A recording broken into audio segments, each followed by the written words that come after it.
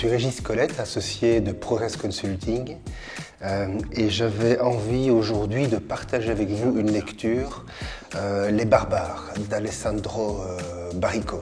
Pour commencer, quelques mots sur l'auteur. Alessandro Barrico, au départ c'est un romancier italien, un romancier que moi j'ai découvert personnellement à travers deux livres que j'ai beaucoup aimés. Le premier s'appelle Océan-Mer et le deuxième s'appelle Soi, S-O-I-E, comme la matière. Alors une des raisons pour lesquelles moi j'ai beaucoup aimé ce livre, c'est que j'y ai trouvé quelques idées vraiment intéressantes, un peu à l'encontre des idées préconçues que nous avons sur notre époque. La première idée que Alessandro Barrico défend, c'est l'idée que la quantité ne tue pas la qualité. Et il prend l'exemple par exemple de la littérature.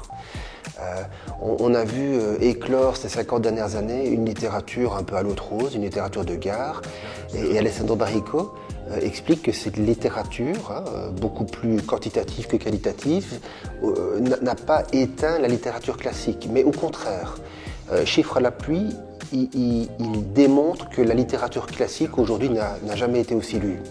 Deuxième idée clé, le marketing n'est pas une invention récente. On pense que ces nouvelles générations, ces barbares, sont habités par des démarches marketing qui privilégient la forme plutôt que le fond.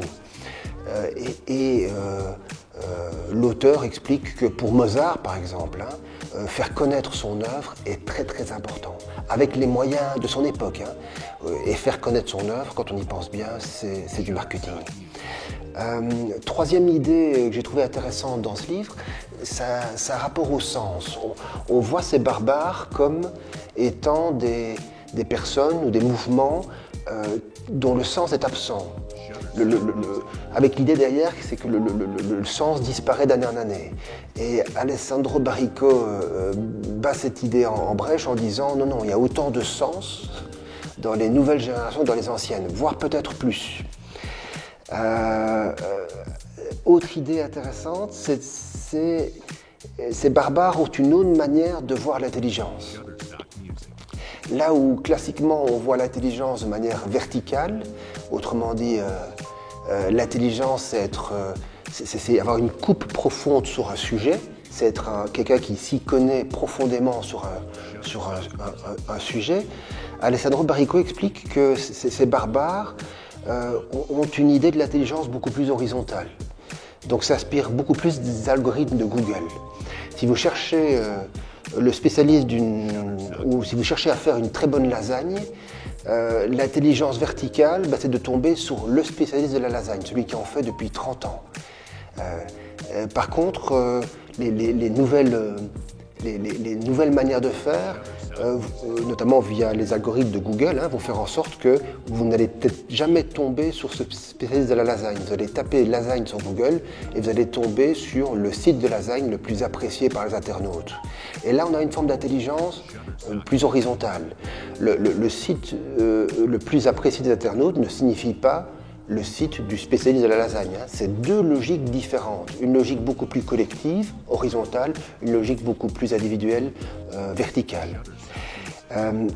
Et puis, dernière idée intéressante développée par Alessandro Barrico, c'est l'impossibilité de résister à ces barbares. Autrement dit, quoi qu'on fasse, ils sont là, ils vont inspirer nos modes de vie de demain, et essayer de les repousser vers l'extérieur ne sert à rien.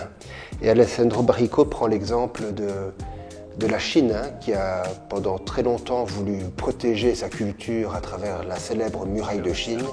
Et quand on creuse un peu le sujet, on voit que cette muraille n'a servi à rien.